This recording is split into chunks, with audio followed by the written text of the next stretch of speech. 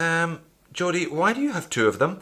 Well, it's slightly ironic. I bought the one on the right, the white dial stainless steel version, myself on AliExpress. I think I paid about $50 a couple of months ago. Hadn't quite got around to reviewing it though when Starking got in touch with me, offering me one for review. I obviously didn't tell them I'd bought one, so they sent me the black dial leather strap version. Allows me to show both of them to you today. Regardless of which one you choose, you get this fairly pleasant little package actually, kind of bamboo, Chinese style with the Starking logo there, and a tiny polishing cloth. Again, pretty remarkable for 40 US. So let's test the crystal first then. Seiko SKX, definitely Hardlex, or a 65, definitely Sapphire. Starking in the middle to be determined. Let's start with the Oris.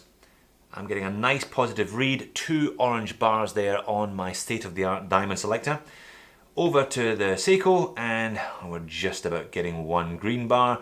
Into the Starking in the middle, and there we are, a nice positive read. Again, 1 or 2 flickering orange bars. Good enough for me, definitely Sapphire then. So Sapphire crystal then, and a lovely set of dimensions. 40mm in diameter.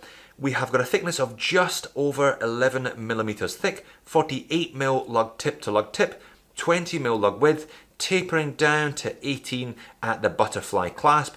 This one, the stainless steel strapped version, weighs in at just about 125 grams. The leather strap version, a lot lighter obviously. That one comes in at about 65 grams. So stainless steel case, stainless steel crown, and a very nice crown actually. Deep laser etched there with the Starking wheel logo. Actually looks like a slice of lotus fruit to my eyes anyway.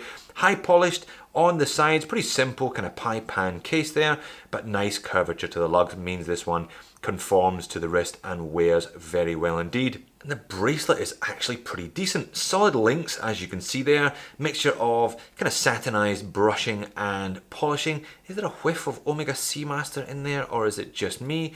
Butterfly clasp. Again, not the worst that I've encountered. And solid end links. Just remarkable at this price. The leather strap version is the standard cheap and cheerful faux croc genuine leather with a kind of leatherette backing, nice Starking logo, and again Starking on the buckle. Zoomed right in on the dial, and we've got the Starking logo just printed underneath the 12 and automatic above the 6. Little date window there at the 3 o'clock. Minute track also printed all the way around the outside, but those indices are actually applied, and as you can see there's some texture to them. Arrowhead style, beveled in the middle so they catch the light quite nicely, as do those Dauphine hands. No loom on those ones, which is just as well. And as you can see, 8 ticks per second, a very smooth sweep of the second hand due to the fact that this has a high beat automatic 4K movement.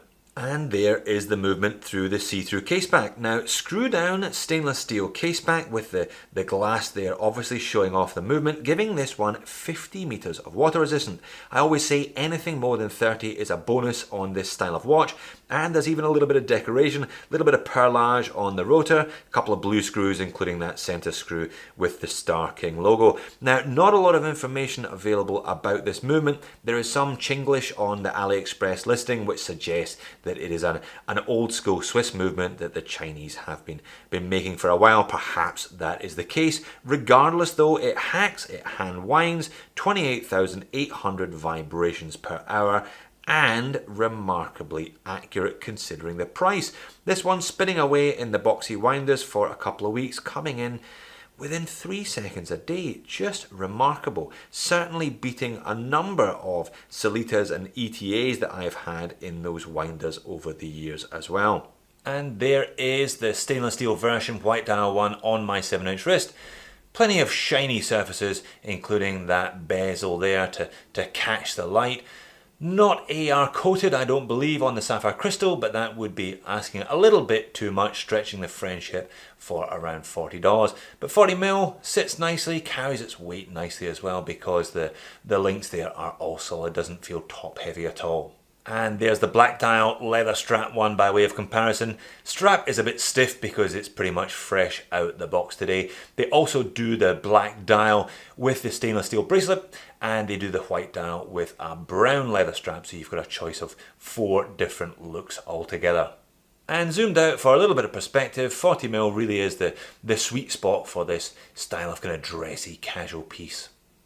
And there it is, out and about in the Sydney sunshine. As discussed, plenty of different textural notes, the polished surfaces and the satinised finishing of the bracelet particularly, and lots going on the dial given those applied indices and the beveled edges of those arrowheads and so on, Dauphine hands. But pretty decent looking watch overall. Certainly doesn't look like it cost 40 bucks, does it? So moans and niggles then, do I actually have any right to complain about a watch that offers so much for so little? Well, the rotor does have a kind of discernible wobble and a little bit of noise on there when you're moving your wrist around, but certainly nothing like a movt 8215, so again I can't knock it for that. And I guess with all of these cheap Chinese watches, you're taking a bit of a gamble. I can't tell you whether this one is going to last you 6 months, a year, or 10 years. But overall, it is a remarkably decent specimen. It's attractive to look at. They haven't buggered up the dial by putting logos or gaudy diamonds anywhere. It feels nice on wrist and the specs are sensational. It's just incredible how much watch you can buy from China for a remarkably little amount of cash.